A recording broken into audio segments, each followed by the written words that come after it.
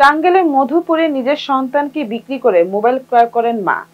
টাঙ্গাইলের মধুপুর পৌরসভাধীন শেওড়াতলা এলাকার আজমের ছেলে রবিউল ইসলাম তার 4 মাসের সন্তানকে বিক্রি করার অভিযোগ করেছেন স্ত্রীর বিরুদ্ধে।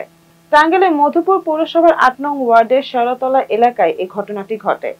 টাঙ্গাইল মধুপুর প্রতিনিধি বাবুল রানা আইটিভি বাংলাকে জানিয়েছেন, গত বৃহস্পতিবার 10 এপ্রিল তার স্ত্রী লাবণী আক্তার লিজা তাদের 4 মাসের একমাত্র সন্তানকে সাথে নিয়ে আসবে বলে সে আর আসে না।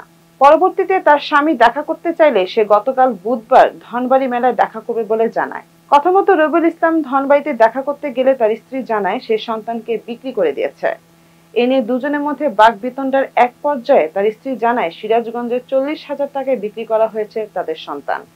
সেই টাকা দিয়ে একটি দামি মোবাইল, পায়ের নূপুর এবং আরো অন্যান্য অনেক কিছু কিনেছেন সে। এ নিয়ে সন্তানের বাবা রবিউল ইসলাম মধুপুর থানায় একটি মৌখিক অভিযোগ করেছেন। এই অভিযোগের পরিপ্রেক্ষিতে মধুপুর থানা পুলিশ সেই সন্তানকে উদ্ধারের চেষ্টা চালাচ্ছে বলে থানা সূত্রে জানা গেছে।